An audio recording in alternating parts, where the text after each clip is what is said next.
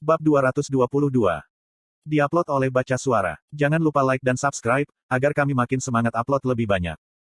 1 bulan dalam kenyataan dan 3 bulan dalam waktu Satisfy berlalu.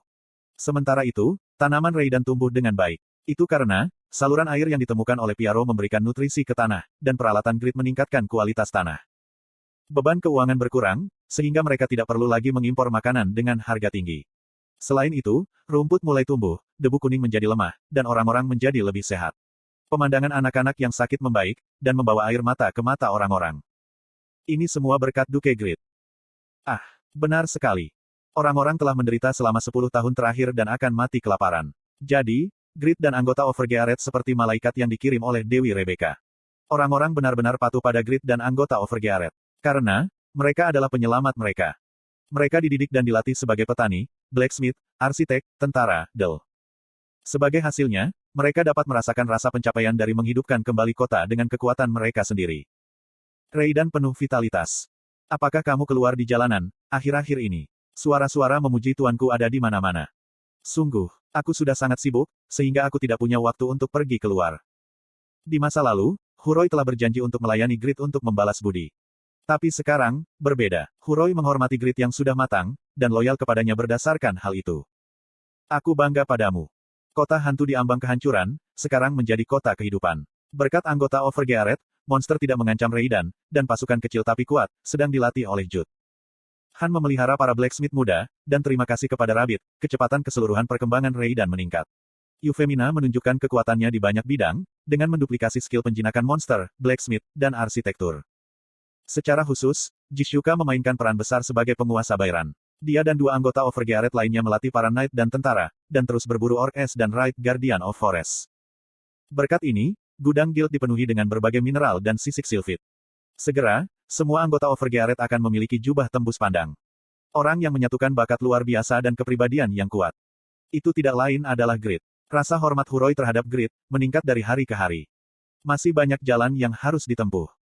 Grid tidak puas dengan kondisi saat ini. Itu karena, Raiden masih defisit. Kami hanya memiliki fasilitas bengkel, barak, dan alkimia sebagai fasilitas. Jumlah orang tidak bertambah. Pajak juga tidak dapat dinaikkan. Meskipun dia menghasilkan 5 item sehari, dia tidak bisa melihat untung sama sekali. Jadi, Grid sedang dalam mood yang buruk. Apa yang akan terjadi, jika Grid menjual 450 item yang dibuatnya selama 3 bulan terakhir kepada player alih-alih berinvestasi di Raiden? Aku akan mendapatkan setidaknya 1,5 miliar won. Bahkan, jika aku harus membayar pajak dan memperhitungkan harga bahan-bahan. Dari 450 item, tidak ada 1 item rating legendari yang diproduksi. Tapi, ada 2 item dengan rating unik. Namun, dia tidak bisa menjualnya kepada player dan menggunakannya untuk fasilitas. Lowell mendorong Grid yang menggerutu. Jangan memikirkan kerusakan langsung. Berkat item yang kamu buat, efisiensi setiap bidang kerja meningkat beberapa kali, dan akan kembali padamu, sebagai keuntungan yang lebih besar. Aku tahu. Sekarang, saatnya makan siang. Karena semua pekerjaan, Grid makan di bengkel sambil mendiskusikan hal-hal dengan Huroi dan Lowell. Di sisi lain, Han sibuk mengajar blacksmith muda. Lowell mendecakkan lidahnya. Han semakin kuat setiap hari. Ketika aku melihat peningkatan HP-nya, aku kadang bertanya-tanya, apakah pasir gurun Raiden benar-benar meningkatkan umur panjang?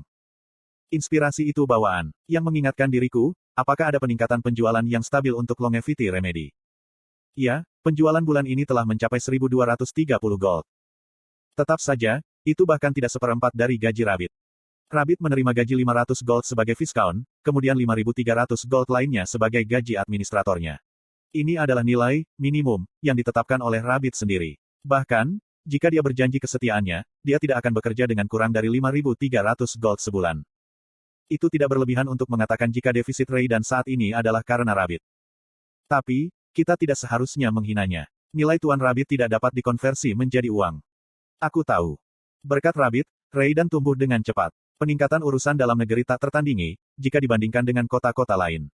Memang, NPC bernama, seperti Rabbit dengan keterampilan administrasi S-grade sangat bernilai berapapun harganya. Jangan khawatir dan melihat ke masa depan. Setelah Raiden berkembang, Giant Worm akan dihancurkan dan wilayah barat akan dipulihkan. Kemudian, dia akan menggunakan wilayah barat sebagai fondasi untuk menjadi raja. Itu adalah salah satu tujuan langsungnya. Slot iklan. Kamu bisa pasang iklanmu di sini. Kalau begitu, aku akan menghasilkan uang. Grid akan menjadi Taipan. Dia tidak ingin menderita lagi, karena dia tidak punya uang. Tang, tang. Grid memakan makanan yang telah tumbuh dalam 3 bulan, kentang pelangi. Dia tidak bisa berburu selama 3 bulan terakhir, jadi levelnya macet di 275. Tapi dia tidak gugup, karena statistiknya meningkat, setiap kali dia membuat item lebih tinggi dari peringkat epic. Grid adalah blacksmith, jadi dia bisa menaikkan statistiknya, bahkan jika dia bekerja di bengkel itu. Butin Baroni berada di ujung timur Kekaisaran Sahara. Itu adalah daerah pedesaan, dengan hanya pemandangan laut yang alami. Selain itu adalah tempat yang sangat damai, di mana monster tidak muncul. Jadi, sangat jarang bagi player untuk datang ke sini. Namun, pedagang peringkat ketiga, Muto, mengoperasikan sebuah perusahaan kecil dan sangat fokus pada perdagangan dengan Butin Baroni. Butin Baroni mungkin kosong dari player.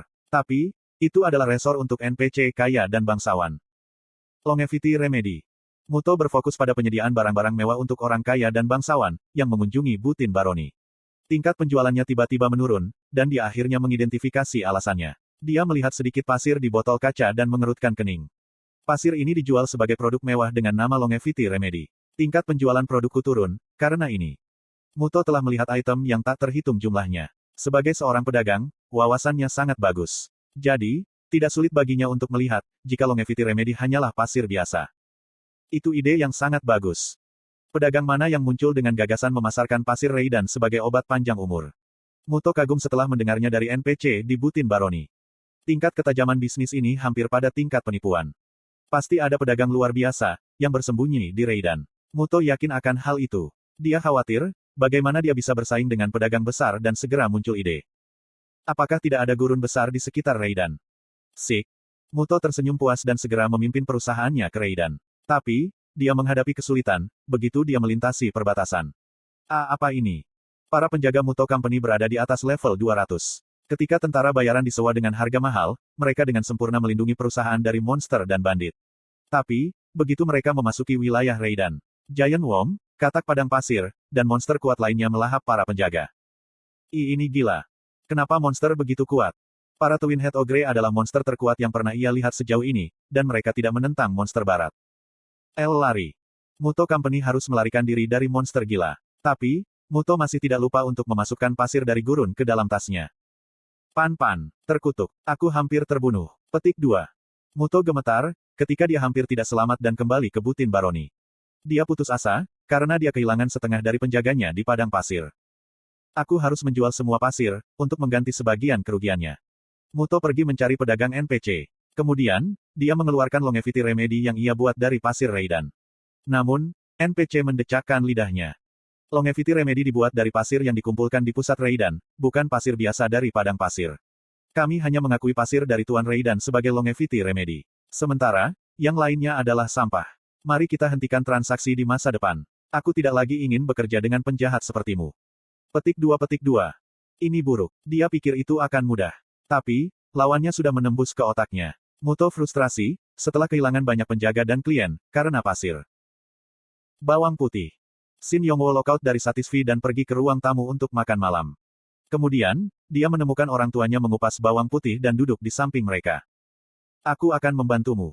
Orang tua Yongwo mengelola toko sayur, dan bawang putih diperlakukan sebagai komoditas. Mereka harus bekerja keras setiap hari, untuk mengupas bawang putih. Di masa lalu, dia tidak membantu orang tuanya, tapi sekarang dia berbeda. Dia menjadi dewasa dan bersedia membantu orang tuanya. Namun, orang tuanya menolak. Yongwo, bukankah kamu kesulitan bermain game? Kamu harus meluangkan waktu ini untuk beristirahat. Ya, ini pekerjaan kita. Yongwo, kamu harus pergi makan dan fokus pada permainan lagi. Orang tuanya menolak permainan di masa lalu. Tapi sekarang, mereka mengenalinya sebagai tempat kerjanya. Yongwo merasakan rasa terima kasih dan duduk dengan senyum cerah. Aku ingin membantu. Tidak mudah bagi seseorang yang kurang berpengalaman mengupas bawang putih. Permukaan bawang putih keras dan kulitnya sangat tipis. Butuh beberapa trik untuk mengupas kulit yang menempel di permukaan. Yongwo tidak memiliki ketangkasan, sejak dia masih kecil. Sampai dia bergabung dengan tentara, dia bahkan tidak bisa mengikat tali sepatunya dengan benar. Biasanya, Yongwo butuh waktu lama untuk mengupas satu bawang putih. Jadi, dia tidak akan banyak membantu. Orang tua Yongwo tahu fakta ini. Tapi mereka tidak menghentikannya, karena putra mereka mengatakan, dia bersedia membantu. Kemudian, setelah beberapa saat. Astaga, Yongwo, kapan ketangkasanmu menjadi begitu baik? Ibunya penuh kekaguman. Yongwo dengan cepat mengupas kulit bawang putih seperti pro. Kecepatannya sebanding dengan orang tuanya, yang telah menjalankan toko sayur selama beberapa dekade. Ayahnya juga terkejut. Apa ini? Yongwo bahkan lebih kagum daripada orang tuanya. Luar biasa, kenapa jauh lebih mudah mengupas bawang putih? Dia merasa ketangkasannya meningkat secara dramatis, tidak seperti masa lalu. Apa alasannya? Yongwo merenungkannya, saat dia mengupas bawang putih.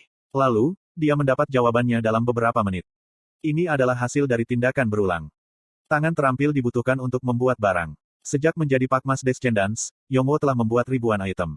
Tampaknya, ketangkasannya dalam kenyataan meningkat, melalui ingatannya dan pengalaman ini. Aku sudah melihatnya di berita sebelumnya. Seseorang berulang kali berlatih ilmu pedang Satisfi, dan keterampilan mereka meningkat dalam kenyataan. Itu adalah hasil yang tak terelakkan dari latihan berulang. Tentu saja, kemampuan fisik seseorang pada kenyataannya jauh lebih rendah daripada di Satisfi. Jadi, tidak mungkin untuk menerapkan semua teknik. Namun, mengikuti beberapa teknik tidak sulit. Itu adalah alasan yang sama, mengapa ketangkasan Yongwo naik sekarang. Huhuhu. Yongwo tertawa puas. Dia senang, jika dia mendapatkan kekasih dalam kenyataan. Dia akan bisa membuatnya bahagia dengan ketangkasannya. Itu adalah momen, ketika ketangkasan tangan legendaris yang membawa ekstasi bagi wanita di Satisfi, muncul dalam kenyataan.